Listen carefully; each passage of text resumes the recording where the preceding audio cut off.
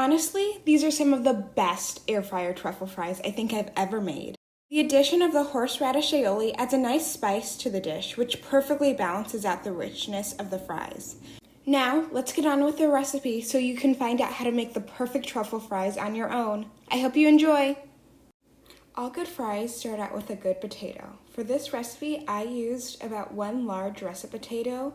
I cut the whole potato into, I would say, about 1/4-inch fries, and then I added them to a container, making sure that I have enough room to add some water. As you'll eventually see, I had to switch containers because this one did not have enough room. Once I added my fries into the container, I added water until they were fully submerged. I used hot water. I think you're supposed to use cold water, but ultimately it doesn't matter. You're just trying to remove the starch from the potato. And then I just set this aside for about 45 minutes or until you're just ready to prepare, but no less than 30. While my fries were soaking, I actually roasted about half a head of garlic in an oven at 375 degrees for 75 minutes. Even though I'm only using 2 cloves for this recipe, I roasted extra just to have on hand throughout the week. As you can see, after 45 minutes, these fries are super pliable, meaning that you'll have a soft interior and a crispy exterior. I just arranged them on some paper towel, and then I patted them dry, making sure to get rid of most of the moisture on the outside, ensuring that you have that crispy fry. Then I added them to the container that I was using earlier, making sure to dry it out first, and then I added all the fries back in. Before adding a spray of cooking oil, use whatever you have on hand. Just make sure that it has a relatively high heat point. And then I added a little bit of rosemary, garlic, thyme, salt, and pepper. And then I seasoned my fries and I shook them around with the lid on this container. Make sure to save this container for the end. Then I arranged my fries on the air fryer tray. Make sure to spread them out, giving them enough room so they actually crisp up instead of steam. I cooked them for 25 minutes just using my air fryer's settings.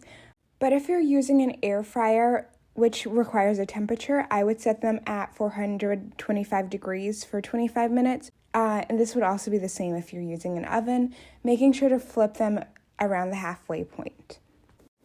Using 2 cloves of roasted garlic, I just smashed them until they created somewhat of a paste before adding the rest of my ingredients to my sauce. The first additional ingredient that I added was about 1 teaspoon of horseradish.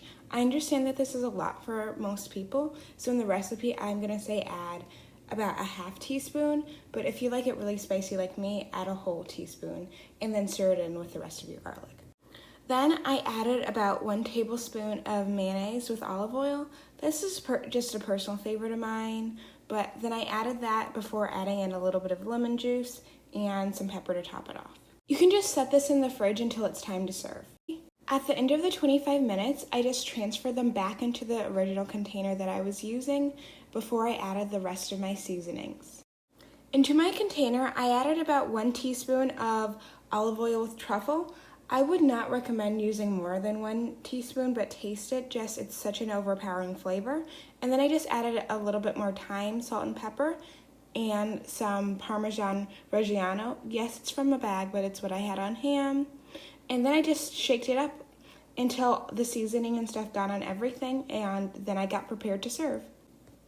And then I just arranged them on my plate, and then I served it with my horseradish, and that's basically the recipe. As you can see, just a couple of ingredients make some truly exceptional French fries.